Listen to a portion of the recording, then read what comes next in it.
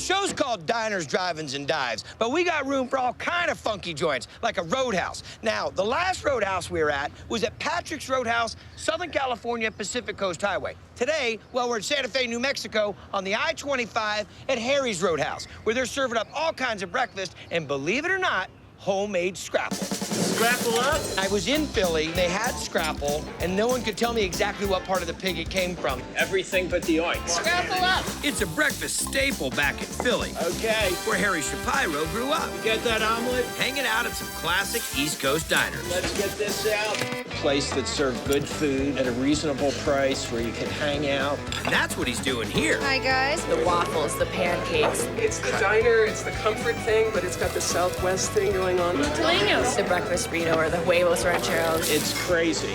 I'm this Jewish kid in Philadelphia, and I fall in love with Mexican food. I say, that's it. I'm moving to Santa Fe. Woo! And with his wife, Peyton, Everything all right down here? buying an old gas station turned restaurant on Route 66. How's lunch? Running an all-day Roadhouse. It's always good, and it's always a pleasant place to be. Hi, guys. For all sorts of folks from all around Santa Fe. Kind of a staple. Even Oscar-winning actor Gene Hackman. And nobody pays any attention, you know. Just gotta cruise in and Yeah, until we come dragging our cameras across your table. The staff and the owners are so friendly. Everything they make is just tasty and yummy. Everything is tasty and yummy. Everything from traditional Mexican and native New Mexican foods to very eclectic regional American specialties. Regional? Eclectic, you think? Pennsylvania Dutch Scrapple has a lot of pork liver in it. Pork liver.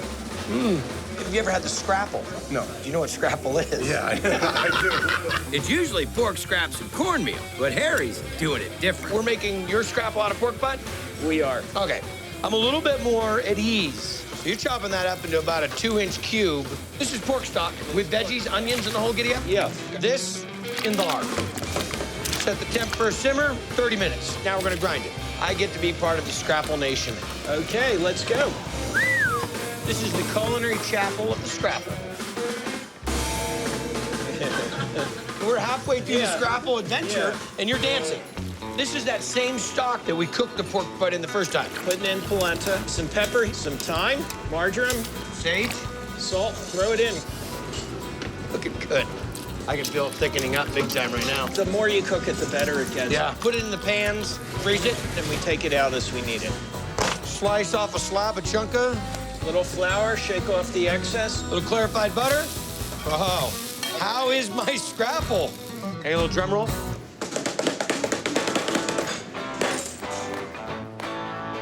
That's good. Seriously, that's great.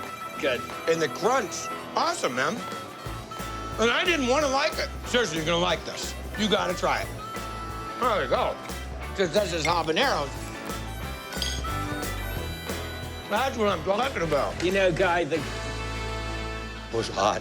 This scrapple is the only scrapple I'll eat. It's kind of a combination of sausage and hush puppy. It's fabulous. Delicious. But they also have the pancakes, the French toast. I love diner food. All the kinds of things you would expect with a special twist. Like lemon ricotta pancakes with strawberries, massive homemade cinnamon rolls, and blue corn waffles done Harry's way. It has strips of bacon inside the waffle itself. That's what I'm talking about.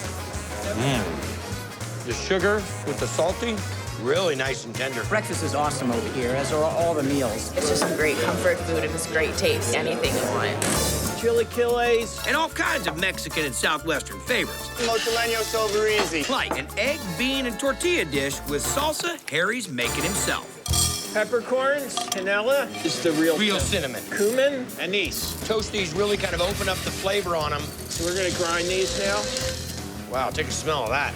We roasted some tomatoes and onions, grilled some garlic on the flat top, So tomatoes, roasted onions and garlic, orange juice, lime juice. add some blender, little veggie stock. A little salt. Pour this in. I cut the habanero and stick a toothpick through it and wash your hands. Don't rub your eye right now. That just sits there. And then the spice mix. But the taste, because we didn't blend the habanero in, needs to sit there overnight. Oh, that's nice. That's gonna go on top of what? The mootalenos. fry the tortillas. So you just put a little crisp on these, but not making a tortilla chip. Just a little bit of refried beans. You can get the eggs any way you want. Put a little salsa on, egg goes on top. A little more salsa, some ham, some peas. and then this is queso fresco. Oh, which I love. Fried plantains. And this is all from the Yucatan. Fantastic. Good. That's a nice breakfast dish right there. A little sweetness, a little plantain, killer salsa. Do I get to go to the next round? It's real satisfying because it's a little picante, a little bit spicy.